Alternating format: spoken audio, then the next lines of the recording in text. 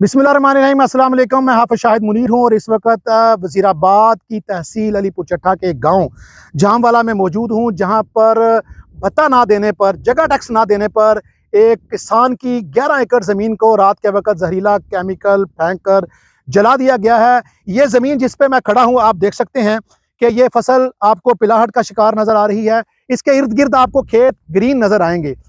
आप ये सारी वो फसल है जिसके ऊपर रात के अंधेरे में ये पूरा एक आपको व्यू दिखाते हैं।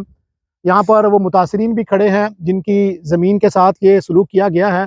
इनका कहना है कि 40-50 साल तक इनकी ज़मीन के ऊपर कब्ज़ा रहा, फिर पैसे देकर कब्ज़ा छुड़ाया तो उन्होंने इसी बात को कमज़ोरी बना लिया। 30 लाख रुपए देकर इस ज़मीन को छुड़ाया गया, लेकिन उसके बावजूद वो उन्होंने कागज़ों में रद्दो-बदल करना ना छोड़ा। पैसे लेने के बावजूद जब फ्रॉड किया, धोखाधड़ी की, तो इन्होंने एंटी करप्शन के ज़रिए एक मुकदमा दर्ज करवाया। अलीपुर चट्टा पुलिस ने मुकदमा दर्ज किया जिसमें यह साबित हुआ कि इन्होंने फ्रॉड किया है, कागजात में जालसाजी करने की कोशिश की है।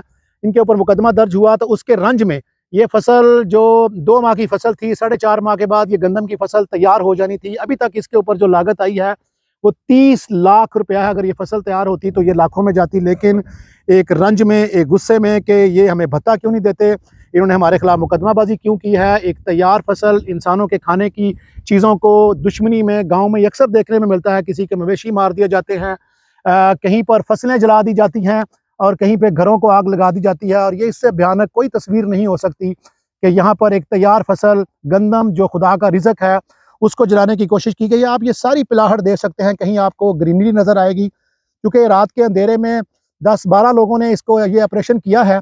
तो इस ऑपरेशन की वजह से कहीं से फसल जो कहीं पे ग्रीन नज़र आ रही है, सब्ज़ नज़र आ रही है, और कहीं पे आपको पीली नज़र आ रही है।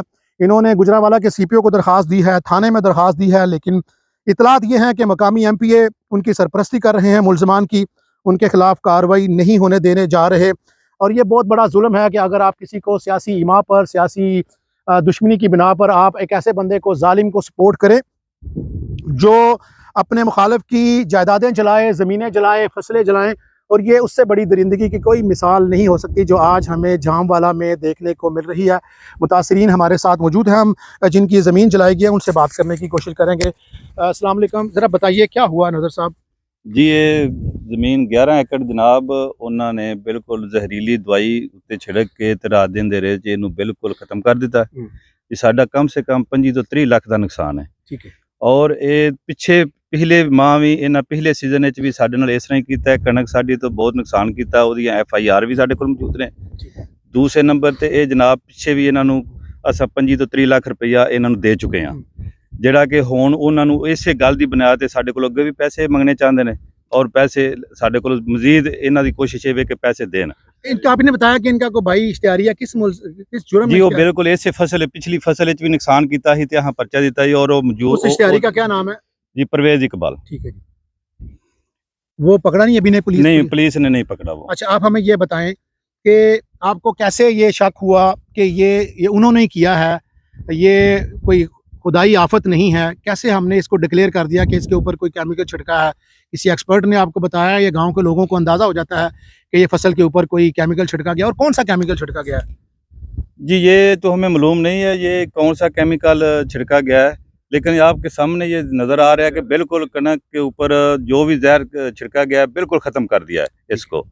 और इनका शक नहीं है, ये तो पक है ना, ये तो हर 1 महीने बाद हमें तंग कर रहे हैं और ये भी धमकियां दे रहे हैं कि हमने कनक जला देनी है आपकी।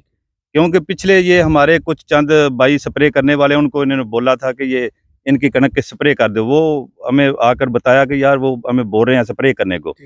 हम परेशान थे पिछली कनक भी, लेकिन इस बार उन्होंने कर दिया स्प्रे। ठीक हो गया। सर, आपने मुतासरीन की बात सुनी। ये नज़र मोहम्मद हैं, ये इस गाँव के लंबर भी हैं। इनकी अगर ज़मीन जला दी गई है दुश्मनी के ऊपर और गुजरांवाला की पुलिस अगर एक्शन नहीं ले रही, तो इसका मतलब ये हुआ कि पीछे कोई ना कोई सियासी इमा है, कोई सियासी मुदाखलत है। हमारी गुजरांवाला के पुलिस कमांडर जनाब अयाज सलीम साहब से गुजारिश होगी कि इस मामले की इंक्वायरी कराई जाए, क्योंकि ये मामला पुलिस का मामला है। कोई ये ना शक करे कि गुजरांवाला की पुलिस मेरिट नहीं कर रही, इंसाफ नहीं कर रही। और हमें उम्मीद है कि इसके ऊपर कोई आला सतही इंक्वायरी होगी। इसके जो भी मुलज़म हैं उनको कटहरे में लाया जाएगा। कम से कम उनकी सफाई करवानी चाहिए, उनसे पूछा जाना चाहिए, एक इकट्ठ होना चाहिए, आमने सामने लाना चाहिए, ताकि ये बात सामने आ सके कि ये वक़ूआ किसने किया है और जिसने भी किया है उसको उसके अंजाम तक पहुँचना चाहिए।